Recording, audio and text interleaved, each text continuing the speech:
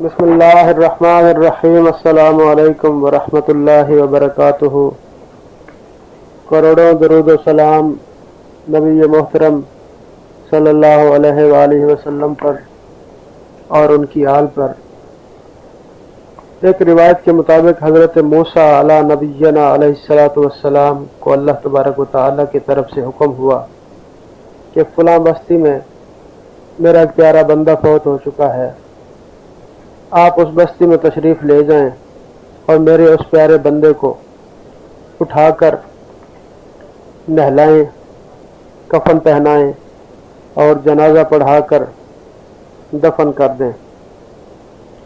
اللہ تعالیٰ کے نبی جناب حضرت موسیٰ علیہ الصلاۃ والسلام اللہ پاک کے حکم کے مطابق چند لوگوں کو اپنے ساتھ لے کر اس بستی میں تشریف لے گئے اور وہاں سے اس شخص کے بارے میں دریافت کیا تو بستی والوں نے حضرت موسیٰ علیہ السلام کی بارگاہ میں عرض کی کہ اے اللہ کے نبی، وہ تو بہت گناہ گار تھا، اس نے لوگوں کو ستایا ہوا تھا اور اس نے کبھی کوئی نیکی کا کام نہیں کیا تھا، اس لیے بستی والوں نے اس کی میت اٹھا کر بستی کے باہر پھینک دی ہے۔ حضرت موسیٰ علیہ الصلاۃ والسلام نے اس شخص کی میت کو اٹھا کر اپنے علاقے میں لے گئے اور اس بندے کو غسل دیا، کفن دیا، جنازہ پڑھا کر قبر میں دفنا دیا۔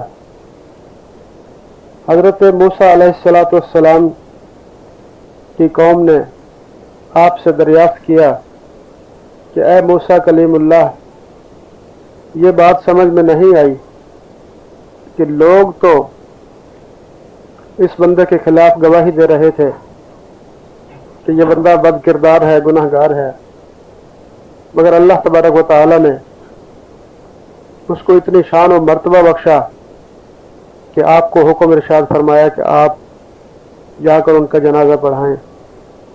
اس میں اللہ تبارک و تعالیٰ کی کیا حکمت ہے؟ تو حضرت موسیٰ علیہ الصلاۃ والسلام نے فرمایا کہ میں کوہ طور پر جا کر اللہ تبارک و تعالیٰ سے کلام کروں گا اور ان سے یہ سوال کروں گا۔ چنانچہ آپ حضرت موسیٰ علیہ الصلاۃ والسلام کوہ طور پر تشریف فرما ہوئے اور اللہ تبارک و تعالیٰ سے عرض کی کہ اے جل شانہ، ہماری سمجھ میں نہیں آیا کہ آپ نے جو ہمیں ارشاد فرمایا کہ اس شخص کو دفنا دو، ہم نے ویسا ہی کیا، مگر لوگوں کا کہنا ہے کہ اس کے اعمال اچھے نہیں تھے، اس میں کیا حکمت پوشیدہ ہے؟ تو اللہ تبارک و تعالیٰ نے فرمایا کہ اے موسیٰ، میں نے جو آپ پر کتاب نازل فرمائی ہے اس میں میں نے اپنے پیارے محبوب حضرت محمد صلی اللہ علیہ وآلہ وسلم کا نام درج کیا ہے۔ تو اس شخص نے ایک دن اس کتاب تورات میں میرے پیارے محبوب حضرت محمد مصطفیٰ صلی اللہ علیہ وآلہ وسلم کا نام دیکھا اور اس کو چوم لیا۔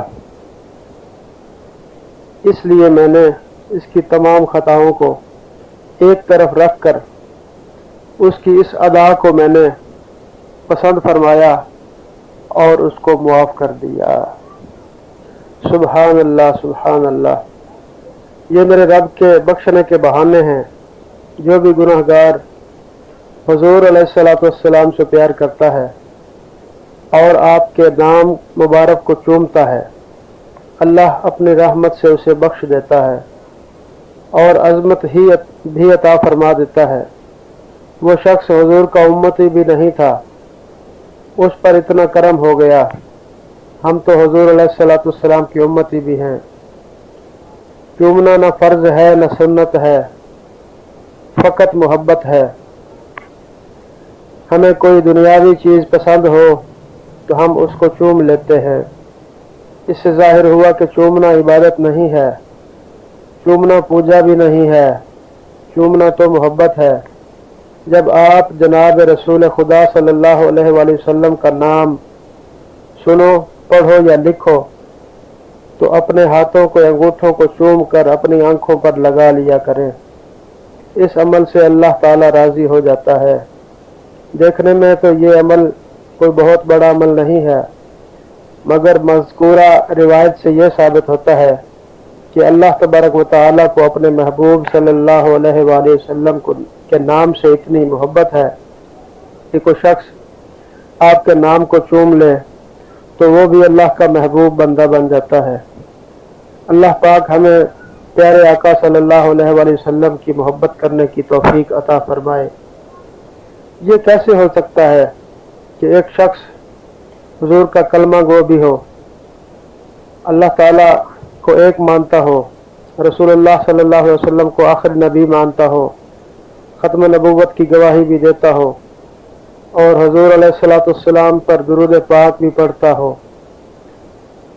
اور حضور علیہ السلام کی نعتیں پڑھتا ہو، سنتوں پر عمل پیرا ہو، اور حضور علیہ السلام کے نام کو چومتا ہو اور چوم کر آنکھوں پر لگاتا ہو۔ یہ کیسے ہو سکتا ہے کہ وہ حضور علیہ السلام کا امتی بھی ہو اور اس کو اللہ تبارک و تعالیٰ حضور کے صدقے معافی نہ عطا فرمائے۔ ایسے عاشقان رسول صلی اللہ علیہ وسلم موجود ہیں جو نبی محترم صلی اللہ علیہ وآلہ وسلم کی عظمت کی خاطر، حضور کی ناموس کی خاطر ختم نبوت پر پہرا دیں اور اپنے پیارے آقا صلی اللہ علیہ وآلہ وسلم کی شان و عظمت کے لیے عالم کفار سے ٹکرا جائیں اور پوری دنیا کو ہلا کر رکھ دیں۔